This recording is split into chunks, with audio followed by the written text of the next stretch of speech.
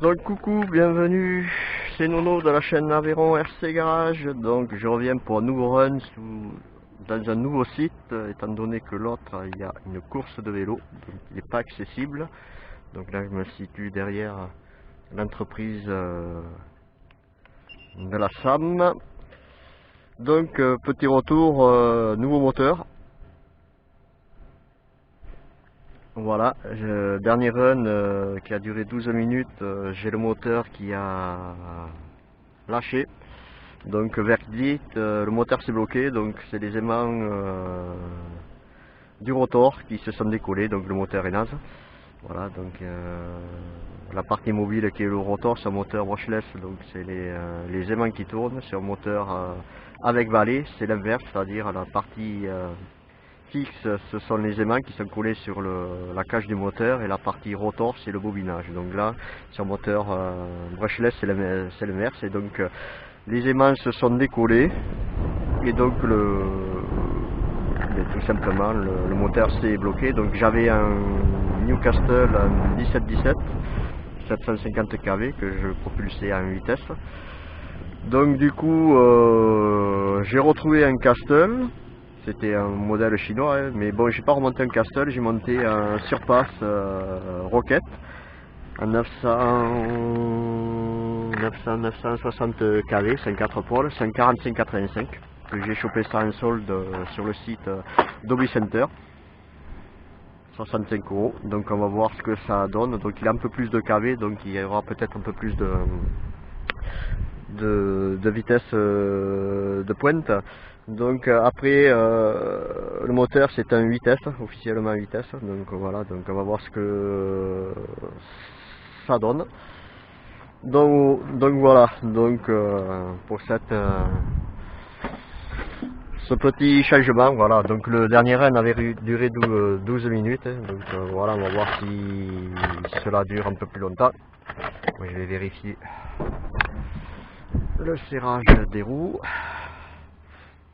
D'un nouveau site là, je suis jamais venu ici, je vais tester, on va voir ce que ça donne. C'est là où loge les gens du voyage quand ils s'en villégiature. Donc on va mettre comme d'habitude le chrono.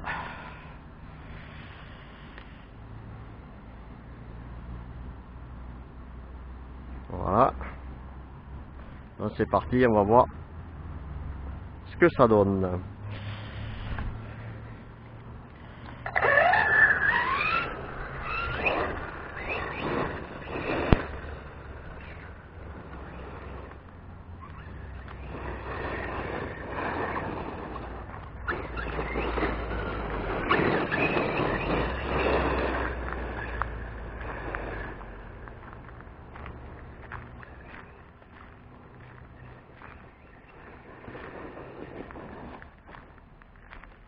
Allez, ça commence.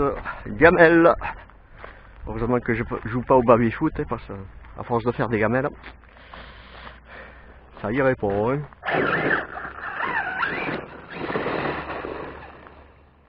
Ah ouais, alors là.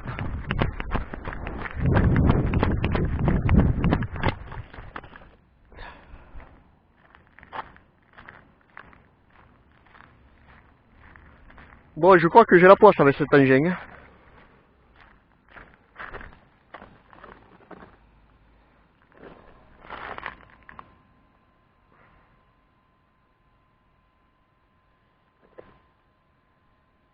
J'ai l'axe qui s'est barré. Ah mais ça c'est la meilleure. Ça c'est la meilleure. Bon, ben là pour le coup,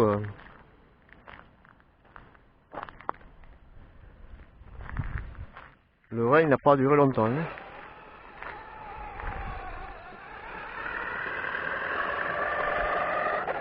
J'en ai pas sur moi.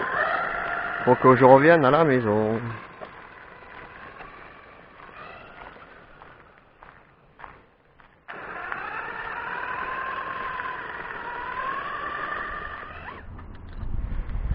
Voilà, de retour. Je suis remonté chez moi. J'ai été réparé. Bon, ça s'est barré tout simplement parce que dans les élargisseurs, j'avais mis un tube fileté avec la vis au milieu, et je pense que la vis n'appuyait pas assez sur la tétine qui permet de bloquer l'hexagone, et du coup ça s'est barré. Donc j'ai remis l'ancien système que j'avais fait. Donc voilà, donc c'est reparti. On va voir ce que ça donne.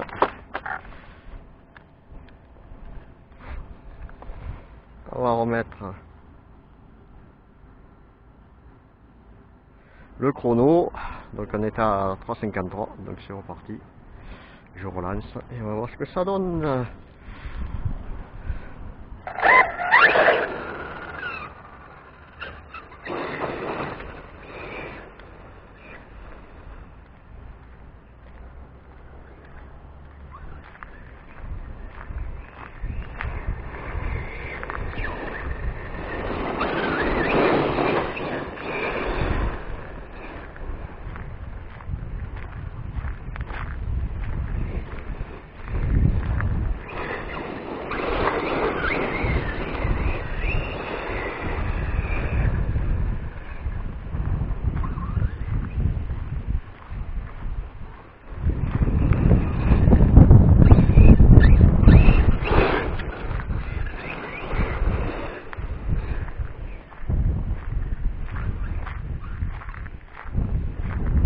Je rappelle, je suis en vitesse.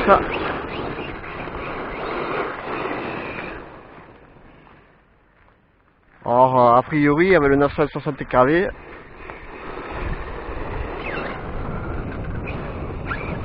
il y a l'air d'y avoir moins de patates, parce qu'on le voit, avec l'ancien moteur en 750 kV, là, il partait en wheeling, là, on voit que... Parce que c'est le terrain qui fait ça, peut-être, j'en sais rien.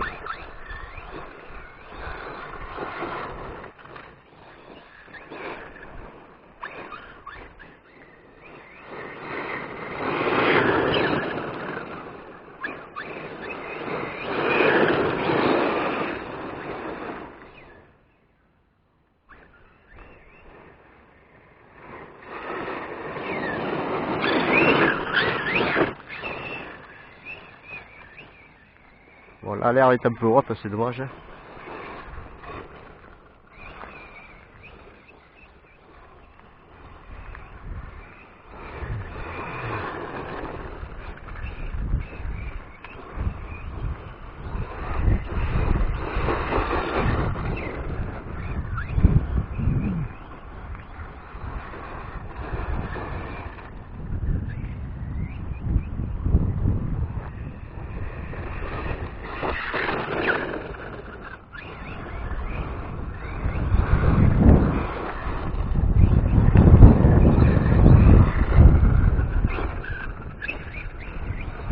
Ça fait un peu tondeuse à gazon, hein.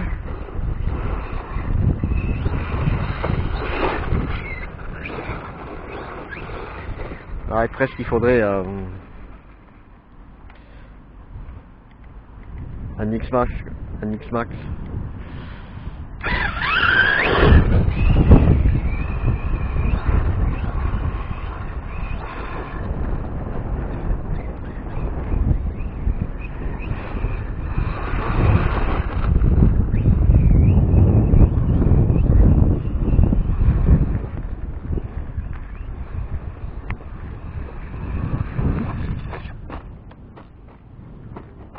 Bon, encore un soleil, encore une grande roue.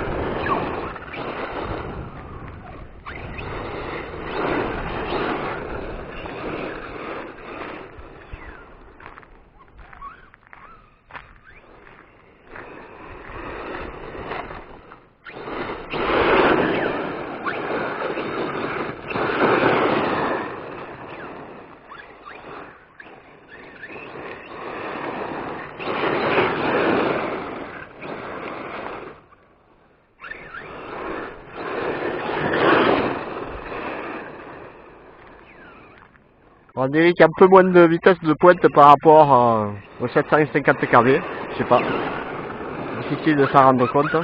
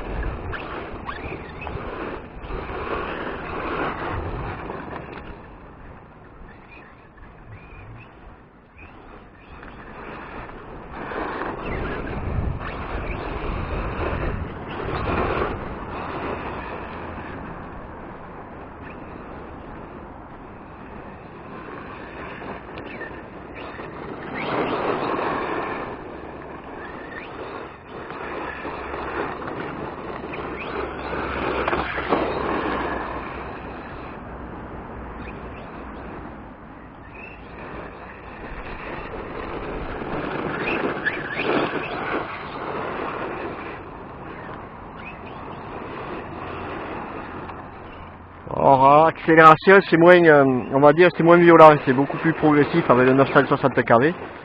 Donc, ce qui fait que du coup, il a du mal à partir en wheeling, donc par rapport à l'ancien moteur, avec même un pignon de 13, puisque j'ai un pignon de 13 dedans. Après, au niveau de vitesse de pointe, bon, je sais pas, il me semble que la vitesse de pointe est assez similaire.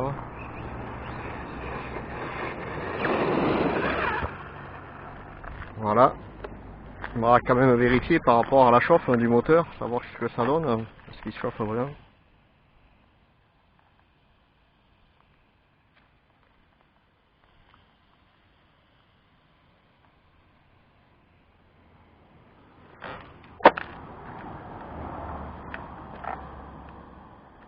Sachant que j'ai pas de ventilo dessus, donc j'ai cherché des ventilos pour du 45, j'en ai pas trouvé. Je trouve pour du 42, pour plus gros, mais pas pour 45. Enfin, du moins le support de ventilo.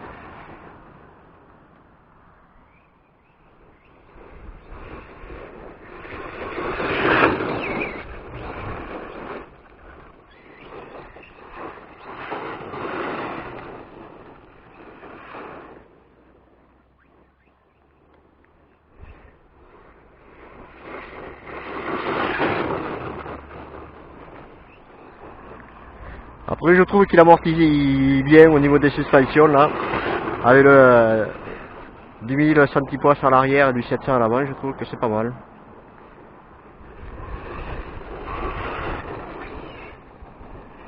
Ça garde quand même les mouvements de caisse, bon peut-être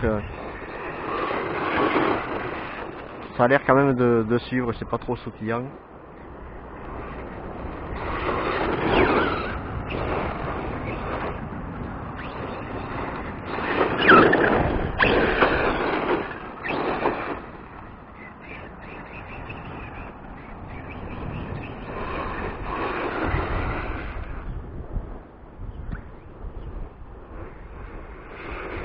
Alors le moteur est censé être pour les X-Max et tout ça, puis ça c'est un moteur dit 1/5e.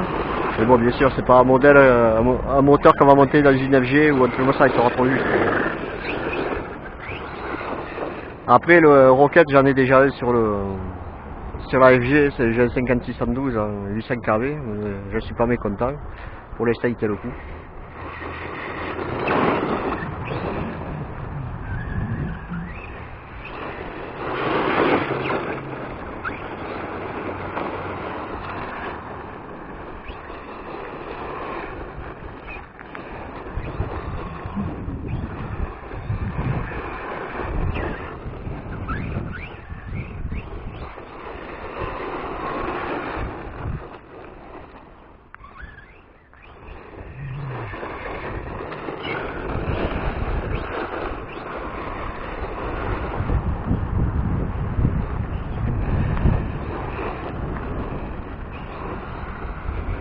Après, le terrain est très dur parce que bon, c'est du rapporté. Il faut savoir qu'ici il y avait des entreprises,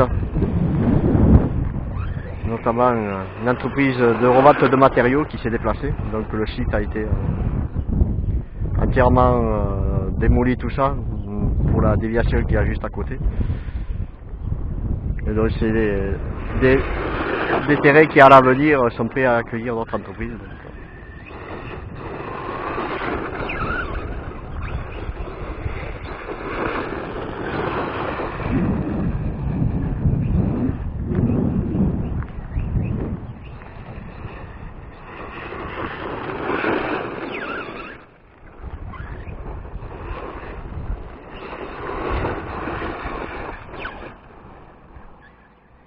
Après peut-être que le 750 kV, le Newcastle 1717, peut-être qu'il était aussi un peu trop violent pour...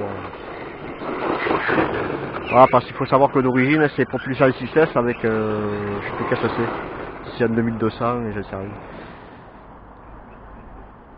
Comme j'ai pas la config d'origine,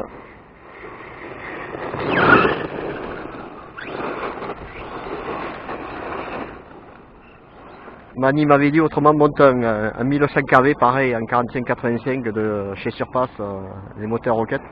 Mais là bon il se trouve que j'ai trouvé ce 960 kV en solde, donc j'ai payé 65 balles, donc j'ai dit je vais essayer, on verra bien. Parce qu'après le Newcastle j'ai réussi à en retrouver. Enfin, je ne trouvais que des 15-15. J'ai réussi à trouver un 17-17 à 550 kV, mais bon le moteur...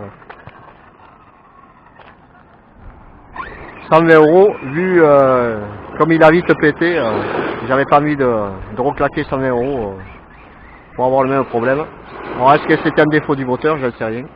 Mais en attendant...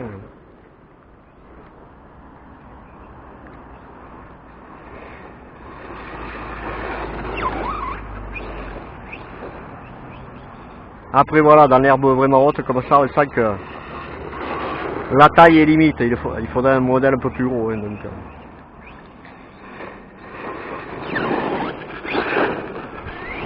après si vous cherchez un désert buggy dans ce style, vous avez le Rally Raptor qui est en 6S, qui est vraiment pas mal, bon, qui est pas les plus solides mais qui est en tarif est très abordable et puis on le trouve souvent aux alentours de 400 € en RTR où il faut juste rajouter le chargeur et batterie, mais bon, deux batteries en 3S, c'est pas excessif, hein. À 70 € vous aurez deux batteries de 3S pour le propulseur 6S, plus le chargeur. Bon.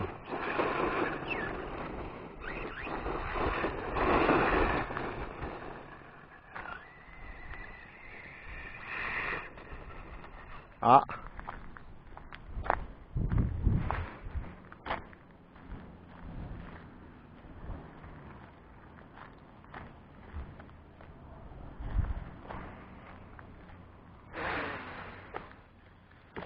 Allez, ça me refait la même chose.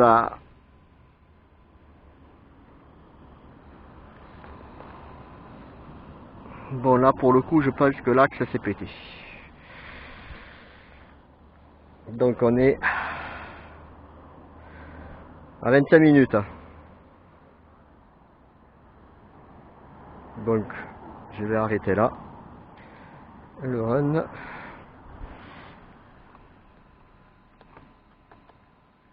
Essayer de revenir comme ça. Ouais, parce que pour vous montrer, ce que j'avais fait, j'avais mis un tube avec le BTR et en fait il prenait pas assez l'axe et l'axe s'est barré.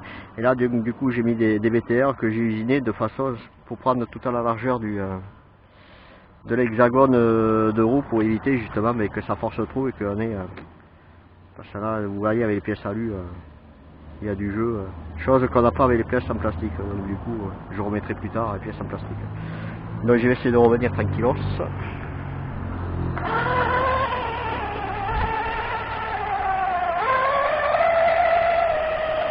Pour éviter de le porter.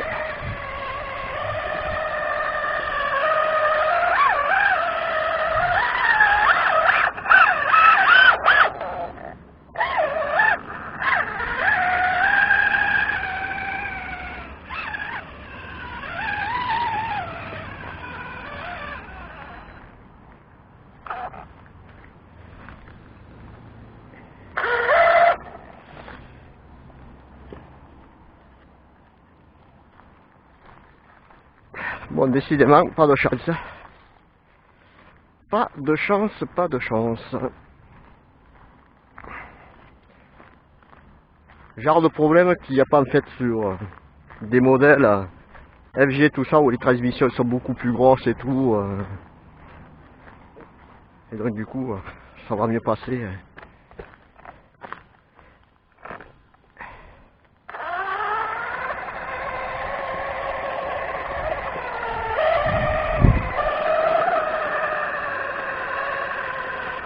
Donc je vous dis à la prochaine. Bon run à vous et pensez à liker mes vidéos, à vous abonner aussi, ça ne coûte rien. Je fais ça pour la dilettante plaisir, je suis pas pro. C'est pour mon plaisir personnel, voilà. J'ai aussi une autre chaîne, Nono Drum, où là je fais des drum covers de batterie. Allez, ciao ciao, à bientôt.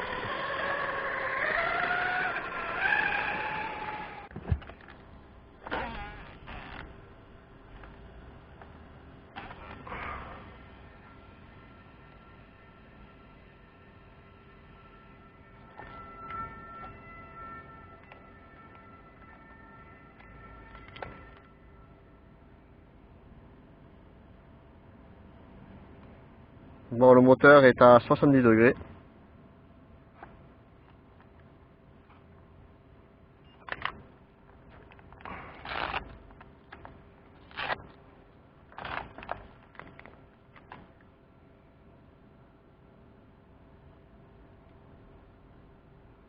Les batteries entre 45 et 50.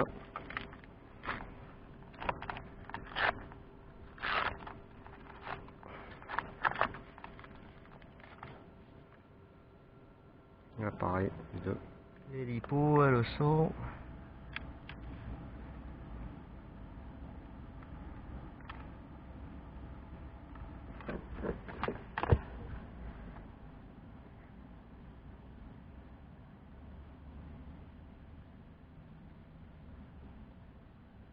Ouais, il était encore pas à la coupure. Hein. 378 et 374. Oh, ça va quoi.